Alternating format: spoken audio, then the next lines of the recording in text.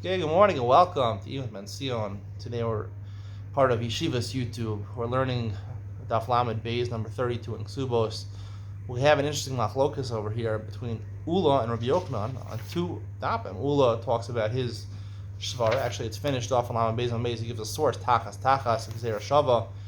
What is the halacha when you do something that is mechayev you malchus and mammon at the same time? You're liable. You do one act and that act, not only you violated Isra in the Torah, but also you're chayav mammon. Like for example, our Mishnah, you rape a girl, right? So you're chayav a knas to the father, and you're also chayav malchus if the woman, like the Mishnah mentions in Mamzeres and Asinas, a lab, or she's a kares, chive karisus, she's your sister or your wife's sister or something like that. So you have to get malchus also, and there's a fact of Mishnah in third parak in Maseches Makos, it says in fact you do get makos and you don't pay tashlum. And so the Gemara tries to resolve the stira between the Mishnah here in Kesubos and the Mishnah in Makos. How do you resolve that? So there's two different ways of resolving it at the end, really, basically. Ula resolves it. He says that basically we're talking about futa in the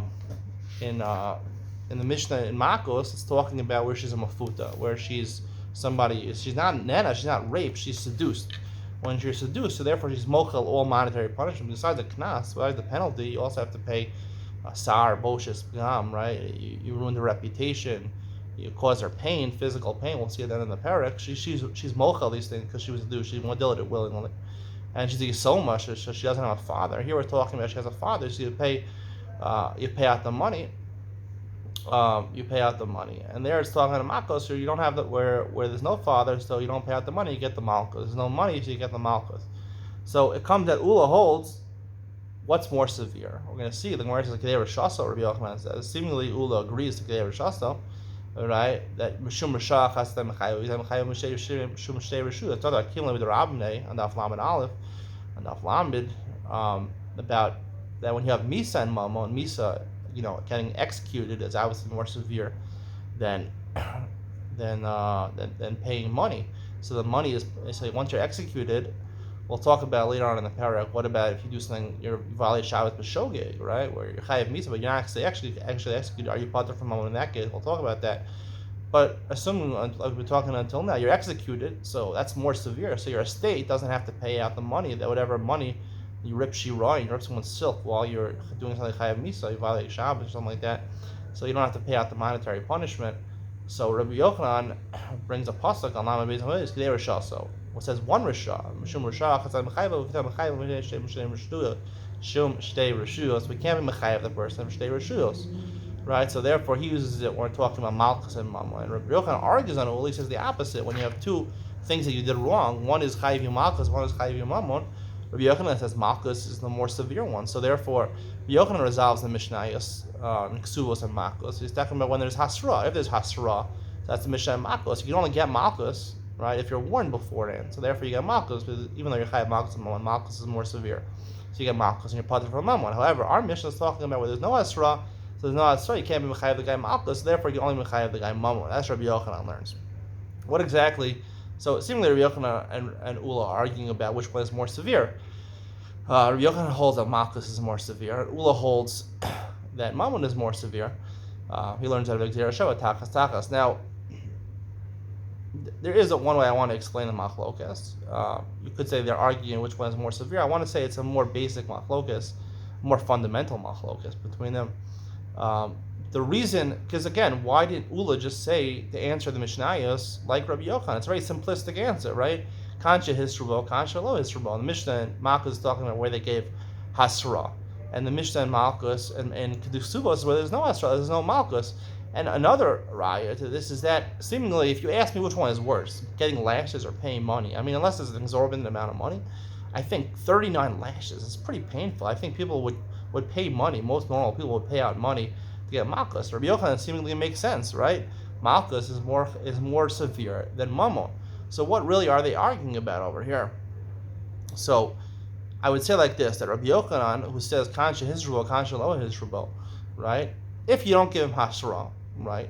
You don't warn him about the cohabitation that he's doing with his sister or his wife's sister or his his wife or something like that. So technically, you did an avera over there, right? You didn't get warned. You can't be mechayiv the malchus, but you did an avera that normally would be warranted. Normally would warrant malchus. We can't punish you with malchus the base.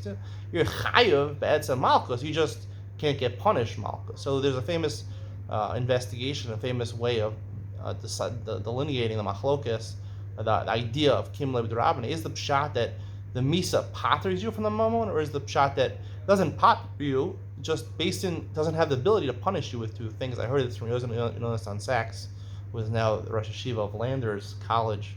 I guess he converted to the Haredi world because YU is not mentioned in the pages of Mishpacha magazine, and Mishpacha magazine is full of Landers Torah College as acceptable in Mishpacha magazine. Mishpacha magazine will not publish anything. I haven't seen anything about YU. So he converted to Mishpacha magazine by accepting the post at Landers College. Anyway, I heard this while he was at Rosh Hashiva at YU, Yonasan Sachs. So he said that's two ways of understanding kimle b'derabbanan, and you could apply it over here by malchus and mammon over here. That Rabbi Yochanan holds, right? Even though technically, right, you did something wrong, right? That's chayiv malchus, but you can't get punished by it.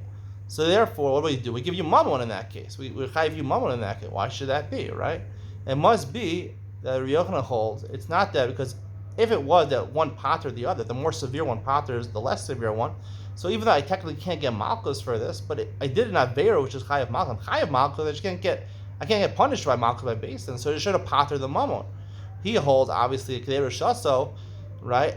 Like the pasuk says, mishum rishah chatzam mechayv. Every time mechayv mishem shtei rishuyos. Right? It's about being mechayiv him, based on being mechayiv him for shtei rishuyos. It's not acknowledging the fact that he didn't do shtei rishuyos.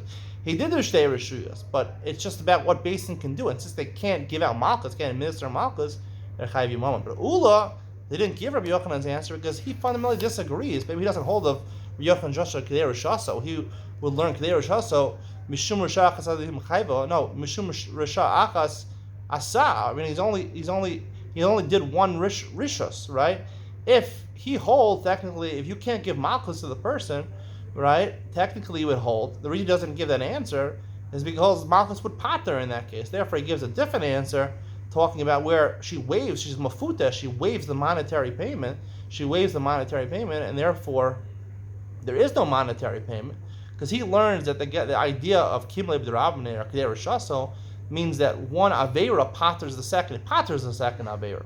So paters the second avera. So he couldn't learn kansha hisra, kansha lo hisra, because even if they didn't give hasra, it should still pater him in mammon, because the isser, the avera of malchus, should pater the avera, not the punishment by basin. The avera of malchus should pater the mammon, and yet we see there's a steer in the Mishnah, so you can't give that answer.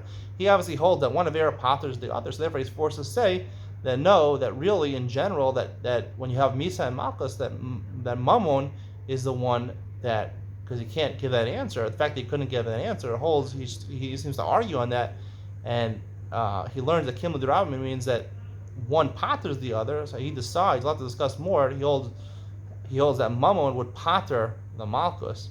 If there's no chiyuv mammon at all, she waived it, then you get malchus. But if there was an avera that mechayiv mammon, then the mammon would pater the malchus. That would be the explanation. We'll have to get more into this in the coming dapim. Hope you enjoyed. See you in the next one.